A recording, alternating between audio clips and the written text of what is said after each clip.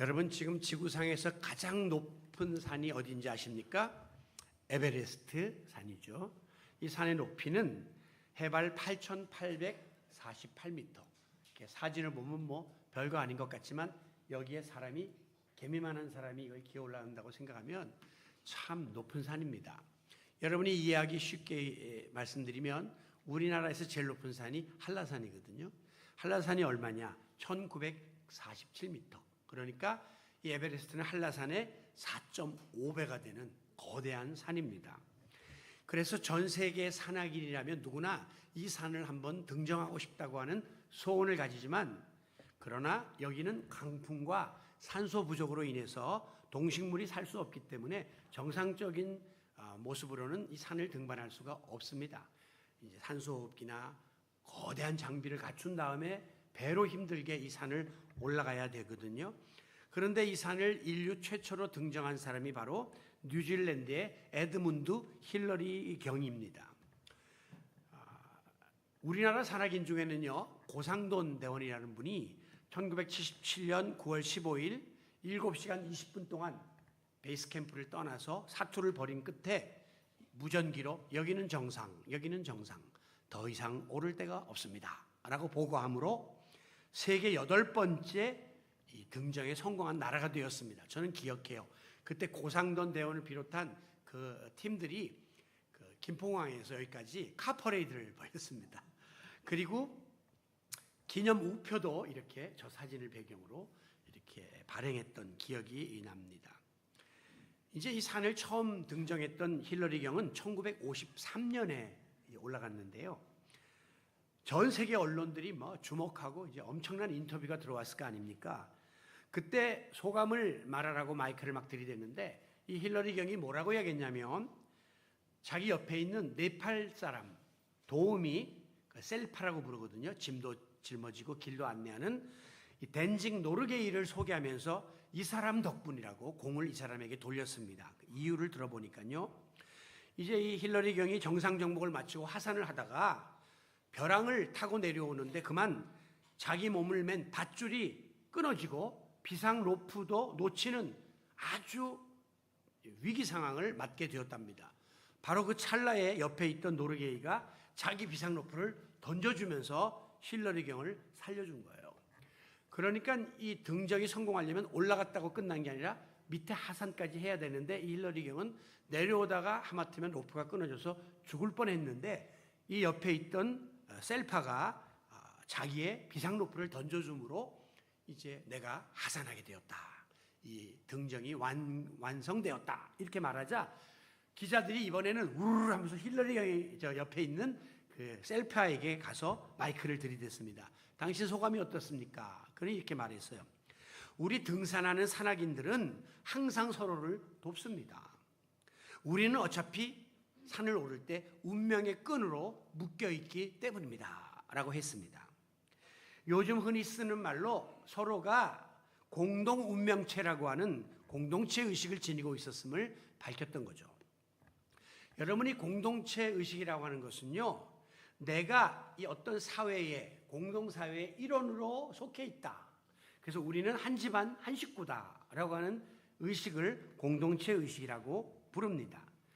특별히 이 신앙 공동체인 교회 공동체의 근간은 바로 공동체 의식이 되어야 합니다. 우리는 한 가족이고 한 식구고 같은 배를 탔고 죽으나 사나 하나다. 그런 생각을 해야 되는 거예요.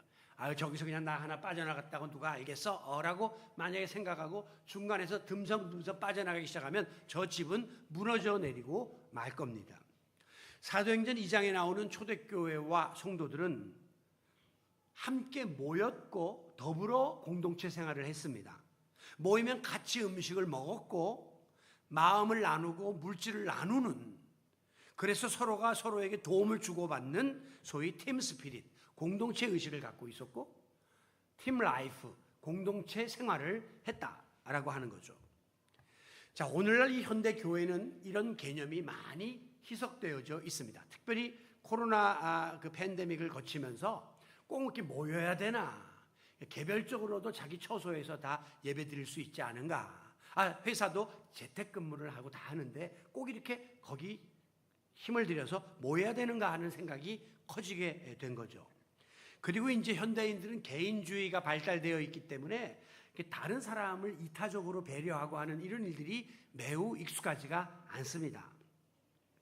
그렇다면 어떻게 우리가 이 개인주의의 흐름을 극복하고 교회 원형이라고 할 수 있는 이 공동체 의식을 지닌 채 예수님이 우리에게 지시한 하나님 나라의 확장, 예수님의 비전을 우리가 실천해 나갈 수 있을 것인가? 먼저 우리가 속해 있는 다른 공동체원들과의 관계 속에서 각자의 받은 바 은사가 다르다라고 하는 사실을 인정하고 상대를 존중할 수 있어야 해요. 자, 우리가 흔히 다른 사람을 평가하는 기준은 잣대는 딱 두 가지입니다. 나를 기준으로 저 사람이 나보다 더 못한가, 더 나은가, 이 두 가지로 우리는 상대를 평가해요. 나보다 더 못하면 내리깔고 무시하고, 나보다 더 나으면 고개 숙이고 인정해주는, 이게 보통 우리의 상대방을 평가하는 이분법적인 잣대입니다. 나보다 낫냐 못하냐 두 가지로 평가를 하는 거죠.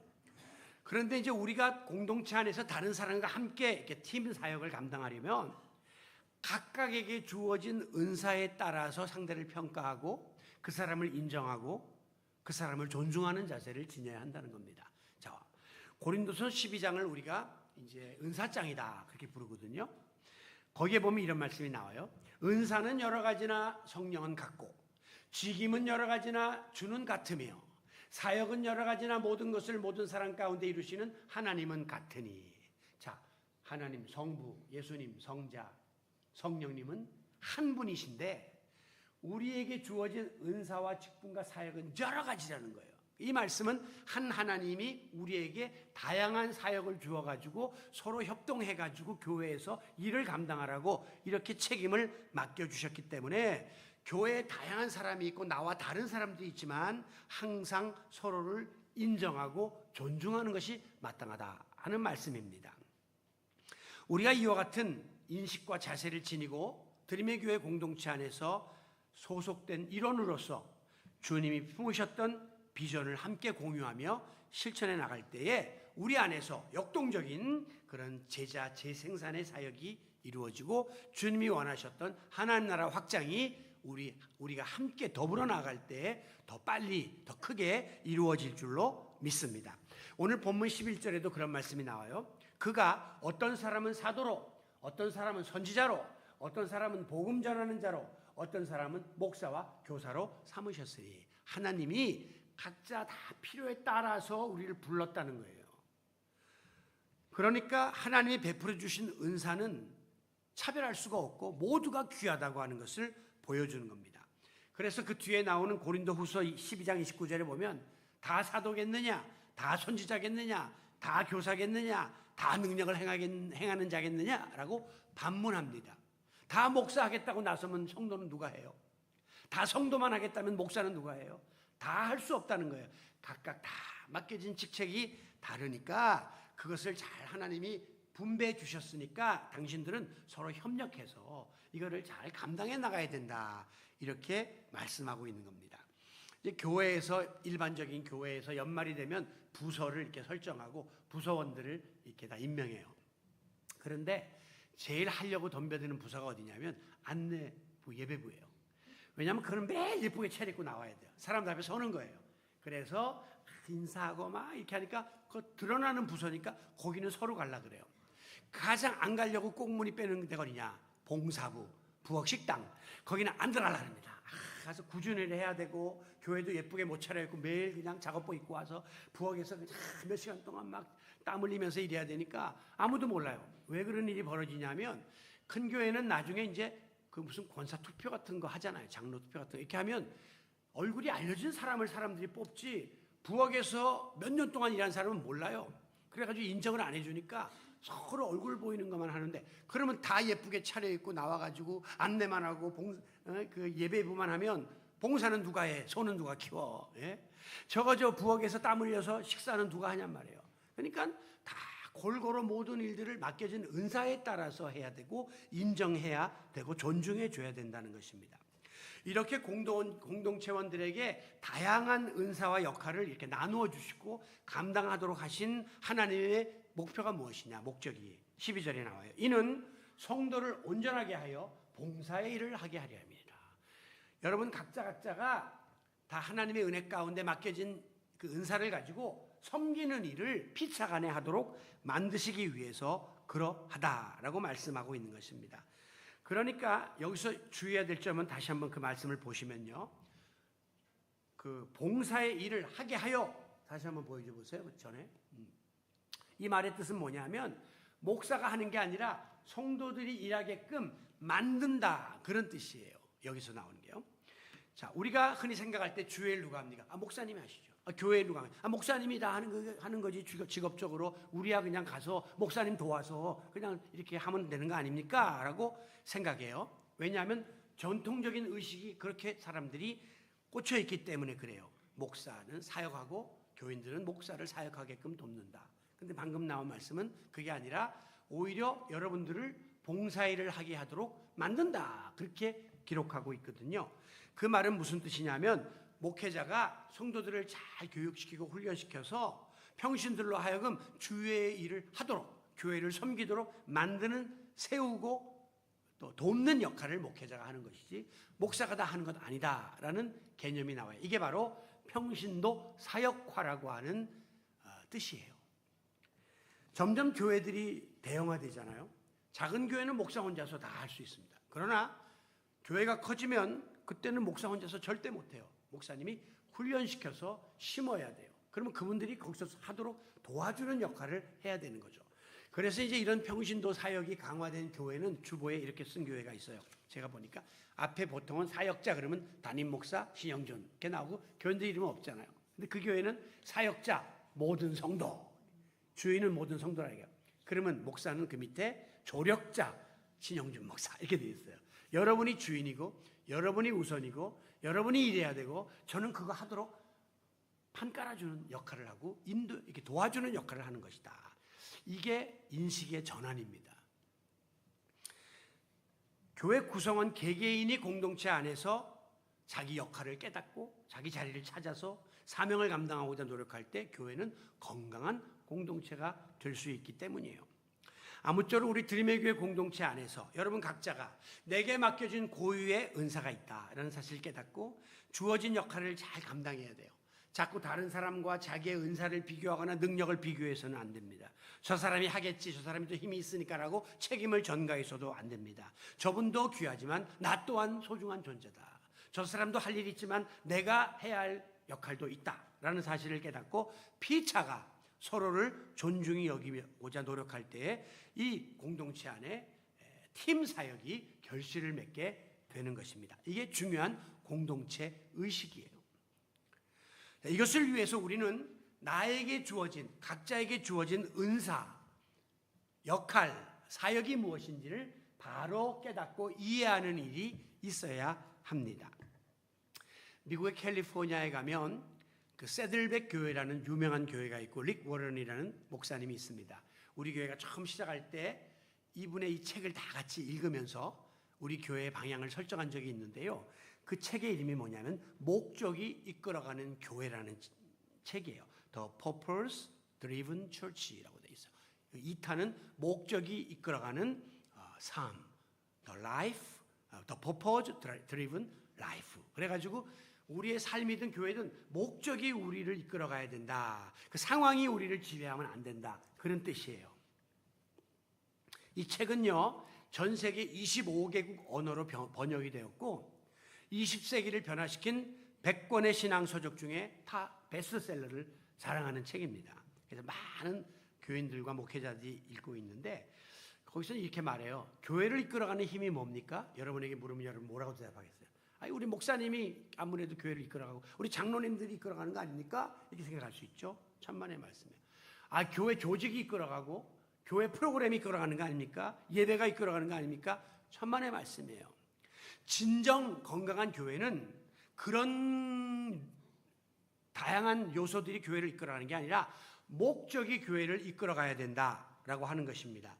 목적을 잃어버린 교회는 방황하게 되고 또 비본질적인 요소가 교회에 들어와서 마지막에 교회가 병들게 된다라고 하는 거예요.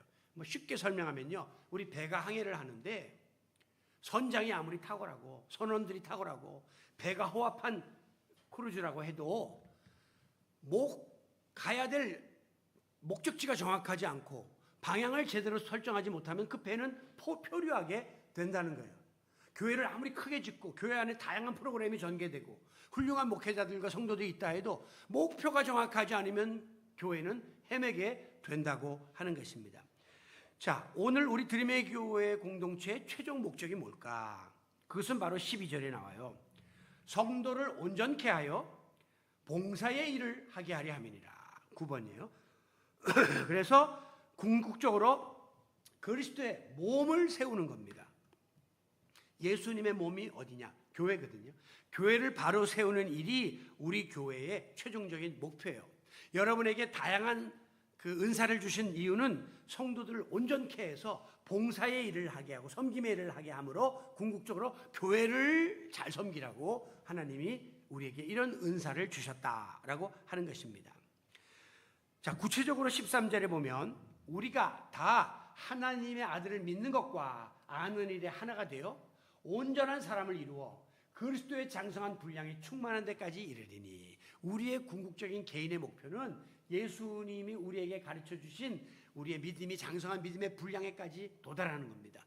그것을 위해서 우리가 온전한 사람이 되어서 성숙한 믿음의 자리에 나가는 것, 이것이 바로 여러분 개개인에게 주어진 우리 교회가 가진 최종적인 목표예요. 성도 한 사람 한 사람을 바로 세우는 거죠. 그리고 여러분이 자기의 주어진 은사를 깨닫고 교회를 섬기는 거죠. 그래서 교회가 든든한 반석 위에 세워지게 하는 것, 이것이 바로 우리 교회의 목표고 또 여러분들을 향한 목회적인 목표인 것입니다.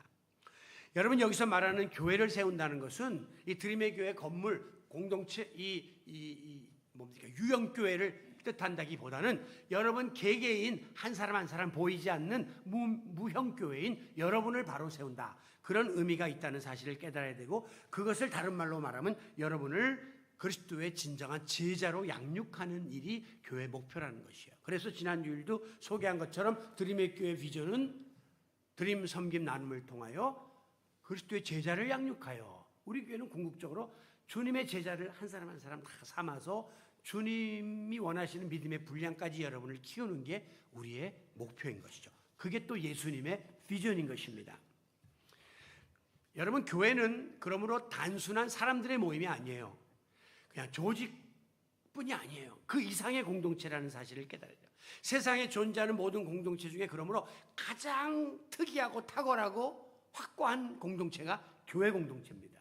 세상의 모든 집단이 무너져도 마지막에 교회가 끝까지 버틸 수 있는 이유가 우리가 맺어진 공동체의 특수성 때문이에요. 우리가 지켜야 될 본질은 교회 건물도 아니고 교회 모임도 아니고 조직이나 전통이나 무슨 프로그램이 아니에요. 여기에 모인 한 사람 한 사람이 우리가 끝까지 지켜야 될 교회의 본질이다 하는 사실을 기억하시기 바랍니다. 그래서 교회는요, 한 영혼을 소중히 여기고 한 사람을 변화시키기 위하여 존재하는 겁니다. 한 분이 다 변화되어 주님의 제자가 되면 그 공동체는 자연히 건강해지고 바른 방향을 향하여 갈 수밖에 없기 때문이에요. 그런데 오늘날 현실적으로 일어나는 일들을 보면 교회를 위해서 성도들이 희생되는 일들이 많습니다. 제가 들은 바로는 어떤 교회가 건축을 하다가 헌금이 모자라니까 모든 교인들에게 통장을 만들어줬다 그러더라고요. 할당을 하는데 예를 들면 1인당 100만 원 구자를 만들어주는 거예요. 1년 안에 이걸 채우라. 자리값을 하라. 안수집사 권사는 그것보다 5배 많게 하고 장로들은 10배 만들게 해갖고 교회 지금 빚이 몇십억이니까 채우라 이렇게 말한다는 거예요. 이건 뭐예요? 목적이 교회 짓는 거고 여러분은 거기에 이용되는 거예요. 목적이 그릇된 거예요. 목적은 여러분 개인이 중요해요. 그것 때문에 성도가 상처를 입고 집에서 부부싸움이 나고 그냥 여러 가지 그들의 삶이 어그러지게 된다면 그것은 바른 목표가 아닌 것이죠. 오늘날 한 분 한 분 성도가 교회와 목사를 위해서 이용되고 도구로 사용되는 것은 잘못된 것입니다. 목사와 교회는 여러분을 위해 존재하는 것이고 여러분이 우선되어야 하는 거죠. 여러분이 바로 세워져야 되고 여러분이 교회에 와서 마음이 편해야 되고 여러분이 행복해야 되는 거지. 여러분들로 인해서 내가 행복하고 목사가 원하는 방향으로 가니까 내가 만족하는 것, 그것은 바른 교회가 아닌데 오늘 교회들이 그런 식으로 막 가고 있다는 것이죠. 여러분, 성숙한 그리스도인은 공동체 안에서 일에 얽매여서는 안 됩니다. 신앙 연조가 많아질수록 직분이 많이, 계급장이 많아져요. 그러면 교인들이 부담을 갖기 시작해요. 그리고 내가 가서 자리 지켜야 되고 할 일이 많고 가기 싫은데 목사님 봐서 가야 되고. 지난주에 어떤 목사님 두 분이 저를 찾아왔습니다. 젊은 분이 이야기하다 이런 말을 해요. 목사님, 우리 교회가 지금 이렇게 위치가 이렇게 카페 골목 같은데 이렇게 좀 사람이 없는 곳에 있는데 새벽 기도가 안 됩니다. 지금 3명이 나옵니다. 자기하고 교인 할머니 3명 나온대요. 잠 없는 분. 그래서 근데 그 할머니 그런데요. 목사님, 나도 지금 목사님 봐서 나와주는 거지 지금 나올 형편이 아니라고. 나와주는 거죠. 그러니까 그 부담인 거죠. 억지로 나오는 게 지금 저 목사님 체면 봐서 나마저 없으면 이 교회에서 새벽기도 안 되니까. 여러분, 그런 것은 그렇게 바람직한 일이 아니에요. 힘들어가지고 그럼 또 끝나면 집에 가서 또 들어가서 또 10시까지 또 자고 그 생활이 아주 엉망진창이 되는 거죠. 여러분, 일이 많아지면 일에 얽매여서 교회 생활은 곧 나의 일이다, 사역이 교회 일인 줄 아는데 그건 잘못된 생각입니다. 하나님은요, 어떤 결과를 요구하시는 게 아니라 그 과정을 중요하게 여기세요. 여러분이 그걸 만들어내는 결과물을 보시는 게 아니라 어떻게 그걸 이루어가는가 하는 과정을 중요시 여긴다는 거죠. 그러니까 성숙한 그리스도인들은 이 신앙 공동체 안에서 여러분 각자에게 주어진 은사나 역할이나 책임을 통해서 어떻게 내가 다른 사람을 바로 세우고 또 그분에게 유익을 주고 그분에게 도움을 줘서 전체적인 교회를 바로 세워나갈 것인가, 여기에 항상 포커스를 맞춰야 되는 겁니다. 그래서 일보다 사람 중심으로 여러분들이 사역하시는 일이 필요하다는 것을 말씀드립니다. 그렇습니다. 하나님은 우리의 눈에 보이지 않지만 교회를 구성하고 있는 무형교회인 여러분 한 사람 한 사람이 그리스도의 장성한 믿음의 분량이 충만한 데까지 이르도록 세워지는 것을 원하고 계십니다. 또 그 같은 사명을 감당하라고 은사도 주시고 사역도 주셔서 서로가 연약한 지체들을 일으켜 세우는 그런 자리에 나가도록 원하고 계시는 거예요. 예를 들면 여러분 중에 성격적으로 나는 좀 외형적인 사람이 있고 나는 내향적인 사람이 있습니다. 나는 말을 막 많이 하는 사람이 있고 나는 말하기를 두려워하는 사람이 있습니다. 이런 분들이 각각 받은 어떤 달란트가 다른 거거든요. 근데 이거를 한쪽에게 말 많이 하는 사람은 말 줄이라고 막 이렇게 압박을 하거나 말 안 하고 이런 사람한테 왜 말도 못하냐고 이렇게 하면 공동체는 깨지는 거예요. 저분은 저런 모양으로 살아왔고 나는 이런 모양으로 살아왔으니 내가 저분의 저 사실을 기억하고 좀 말을 많이 해도 이해하고 좀 말을 못해도 또 받아들이고 이러면서 서로 조화를 이루어줘야지 교회가 공동체가 평안하지. 서로 자기 입장에서 평가하고 자기가 원하는 레벨로 못 따라온다고 이게 손가락질하면 공동체는 깨지고 마는 거예요. 바로 이렇게 서로를 배려하고 한 번 더 생각하고 내가 때로는 양보하고 조절하는 자세, 이게 바로 오늘 말씀드릴 공동체 의식입니다. 하나 한 배를 탔다고 하는 의식인 거예요.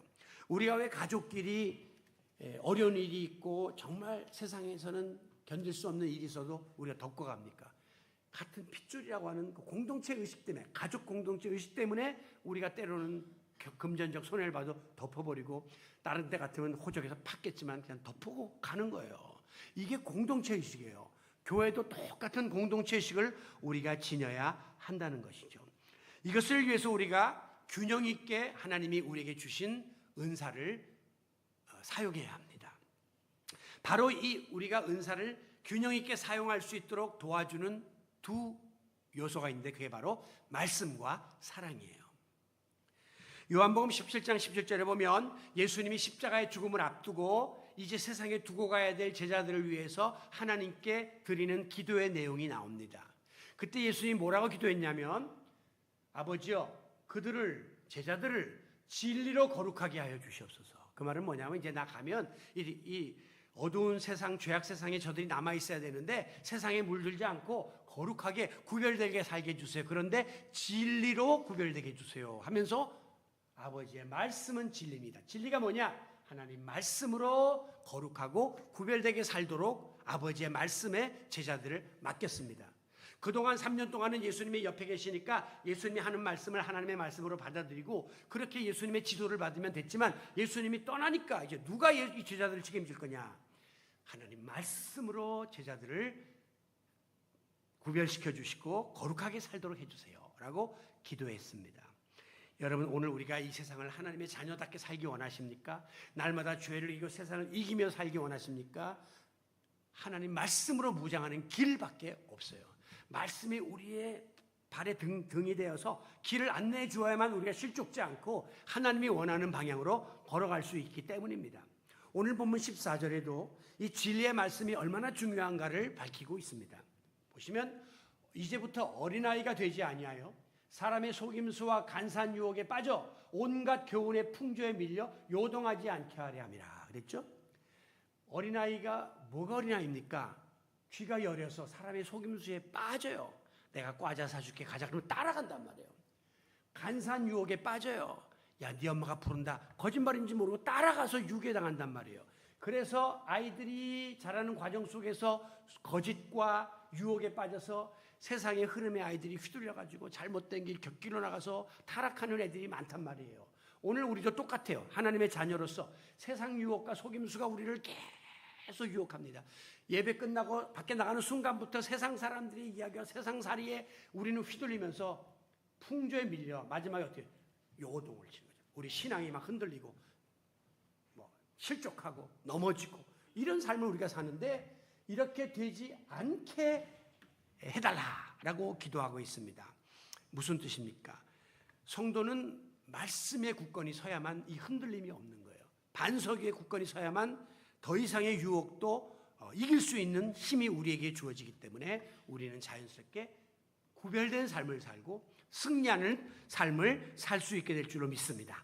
그러므로 우리가 교회에서 예배를 드리거나 기도회를 하거나 선교회 모임을 하거나 목장 모임을 하거나 우리가 항상 제일 먼저 뭐합니까? 말씀을 나눕니다.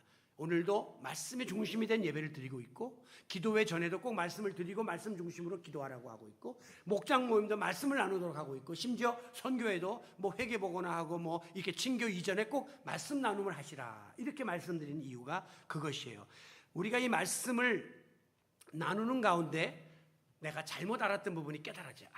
또 부분적으로 희미하게 알았던 것이 깨끗하게 클리어하게 우리한테 깨달아지게 됩니다.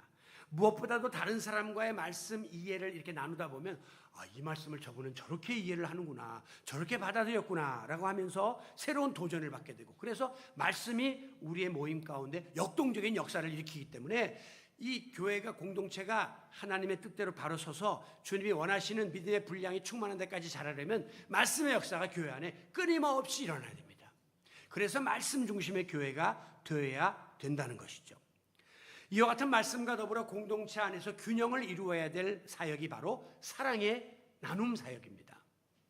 오늘 본문 15절에 보면 오직 사랑 안에서 참된 것을 하여 모든 것이 사랑 안에서 이루어져야 된다라고 밝히고 있기 때문이에요.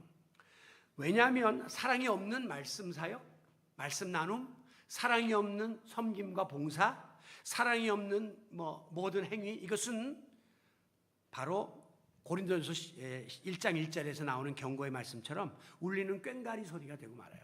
아무리 여러분이 막 말씀을 나누고 거창하게 뻔질하게 말씀을 나눠도 사랑이 없는 말씀 나누면 꽹과리 소리예요. 시끄러울 뿐이에요. 이런 것이 바탕되지 않는 섬김과 봉사 다 자기를 드러내려고 하는 행위의 소리에 불과하기 때문에 오늘 우리 모임 안에는 항상 사랑이 전제된 말씀 나눔, 사랑이 전제된 섬김, 봉사 이 모든 행위가 연결되어야 한다는 것입니다. 이제 우리 주변에 이단 종파에 빠진 사람들이 많아요. 그런데 이단에 빠진 사람들의 특징이 뭐냐면 이단들이 생판 예수님 모르는 사람 붙잡고 전도하는 경우 거의 없습니다. 거의 다 교회 나가는 사람, 교회에 붙어있는 사람 문두들이에요. 그래서 교회 나가시나? 예. 그런데 교회에서 이런 말씀 들어보셨어요? 이러면서 이제 다른 이야기를 해갖고 꼭 이단, 처음에는 예수님 다 똑같이 이야기하다 마지막에 끝이 달라지는 게 이단이에요. 메시아가 지금 오셨어요. 우리 교주님이세요. 이렇게 가는 거거든요. 그런데 교회 다니던 사람들이 왜 그 이단에 빠지느냐? 이단에 진리가 있어서 빠집니까?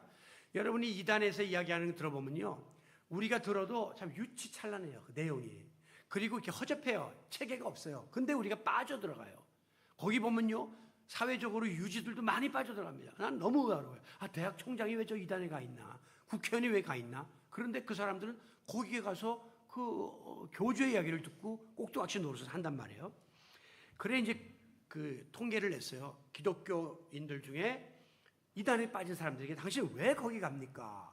왜 거기 빠지게 됐습니까? 물어볼 때 놀랍게도 이렇게 말합니다. 거기 가면요, 우리가 원하던 사랑이 있기 때문입니다.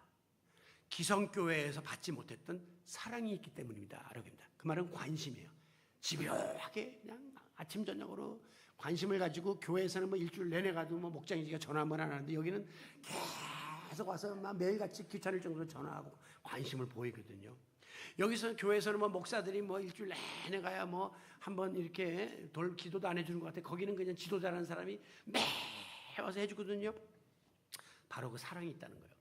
그리고요, 그냥 가면 그냥 달라붙어 하고 그냥 공주님 뭐 왕자님 그러면서 막 자기를 지켜 올려주니까 그냥 교회 가서 기성교회에서 냉정하고 냉랭하고 자기중심적인 그런 분위기에 있다가 그 사랑에 눈이 멀고 귀가 어두워져갖고 그게 잘못된 줄 알면서도 자꾸 가기 시작하다가 나중에 늪에 빠져들어서 그냥 다 갖다 바친다는 거예요.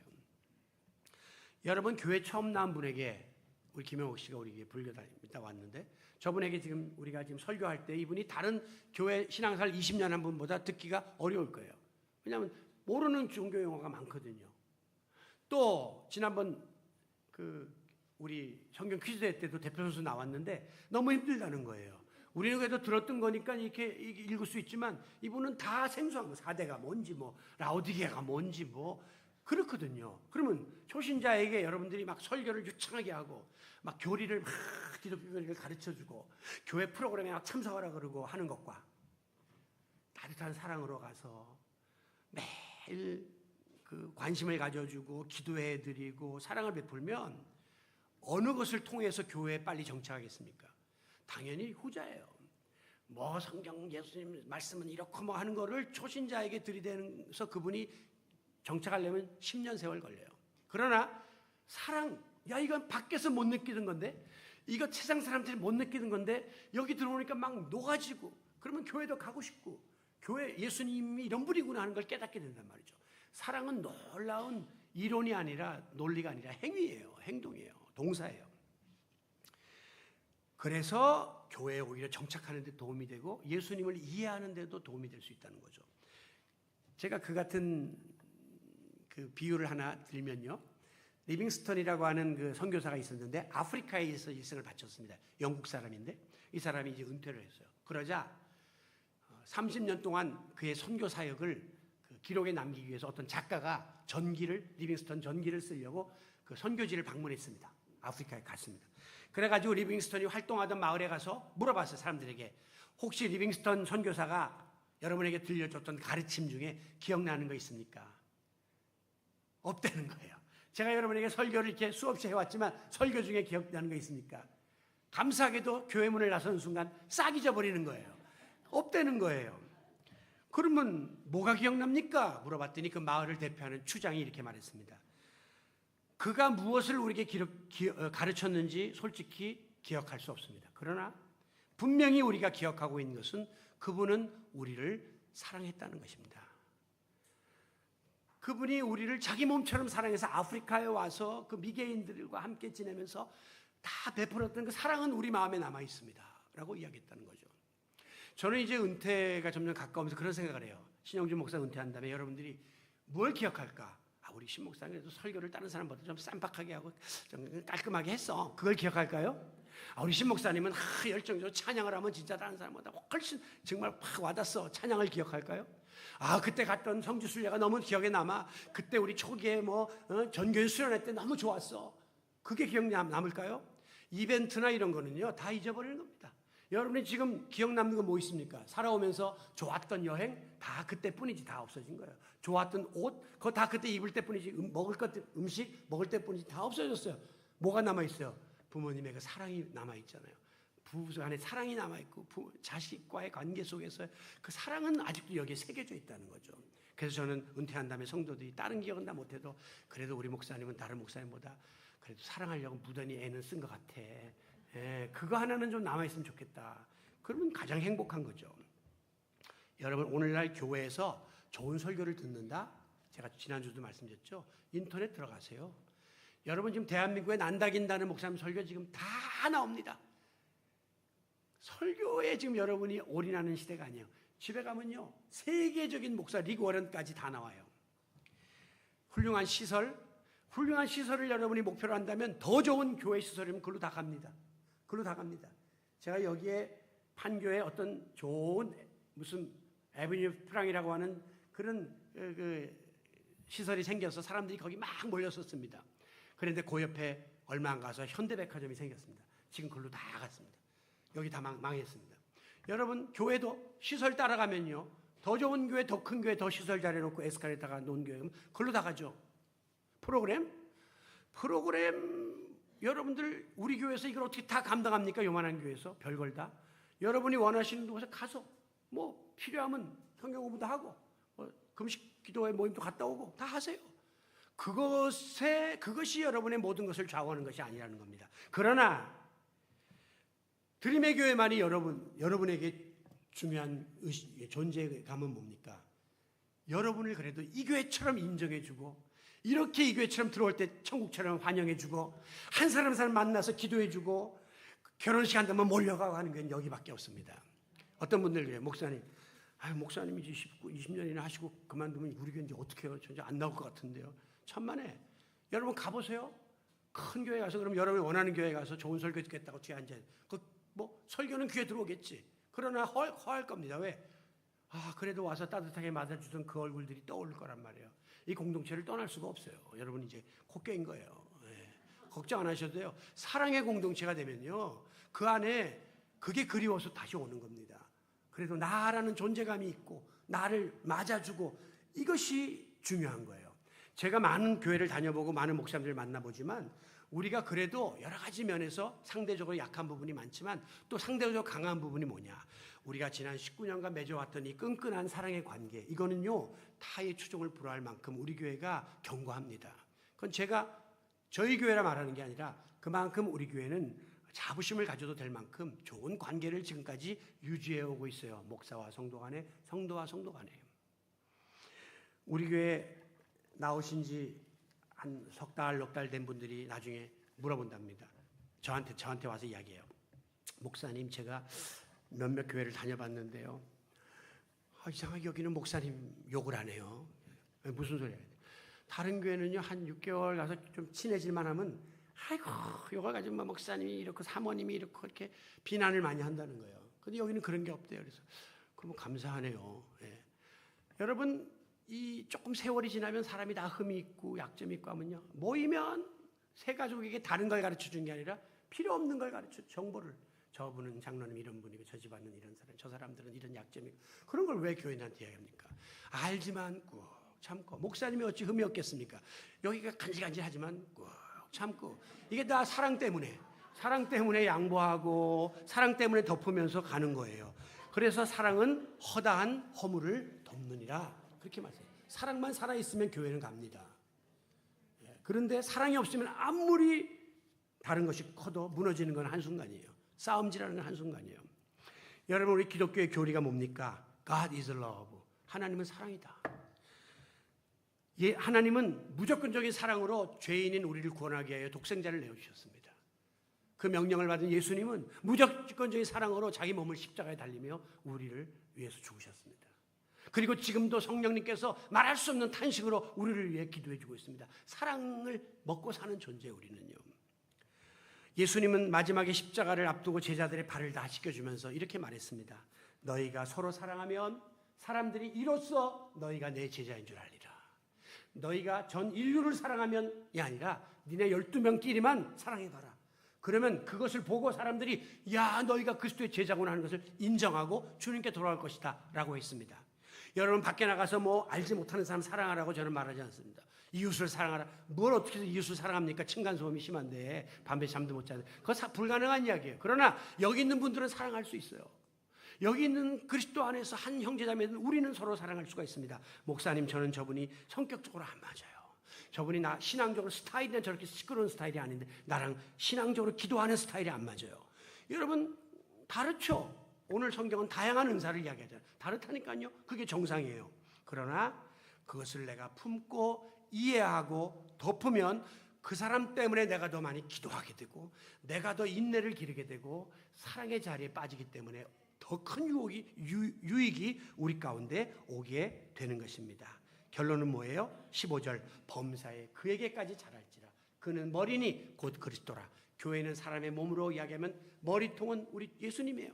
몸통은 교회예요. 우리는 누구예요? 거기에 붙어있는 지체, 손발, 코, 눈, 입. 그래서 이 모두가 역할을 함께 해주면 아름다운 공동체의식을 지닌 교회가 되어서 우리가 주님이 우리에게 원하시는 그 온전한 믿음의 분량에까지 성장, 성숙할 수 있게 되고 우리를 통해서 말씀과 사랑의 터전 위에 세워진 이 공동체원들을 통해서 교회는 더 힘을 얻고 더 맡겨진 사명을 감당하면서 우리 예수님의 비전을 이루어가는 드림의 공동체가 되시기를 예수님의 이름으로 축원합니다. 아버지 하나님 감사합니다. 우리 여기 드림의 교회에 우리를 묶어주셨습니다. 세상에 많은 교회가 있고 많은 목사가 있고 많은 사람이 있지만 이렇게 우리가 하나 되었다는 것은 그야말로 하나님의 뜻인 줄로 믿습니다. 또 여기 와보니 별의별 분들이 다 있고 또 여러 가지 다양한 은사들이 존재하고 있는 것도 봅니다. 나와 다르지만 하나님은 그들에게 필요해서 그분들에게 그런 역할과 은사를 주셨음을 깨닫고 서로를 인정하며 존중하고 상부상조하는 우리 모두가 되게 하여 주시옵소서. 말씀과 기도로 무장하여 교회 공동체를 지켜나가며 하나님이 원하시는 비전을 이루어가는 우리 모든 드림의 교회 공동체가 될 수 있도록 오늘도 우리를 새롭게 하여 주옵소서. 예수님의 이름으로 기도하옵나이다. 아멘. 오늘 주신 말씀을 기억하면서 우리는 모두 하나입니다. 기대라고 하는 찬양으로 결단 찬양을 드립니다.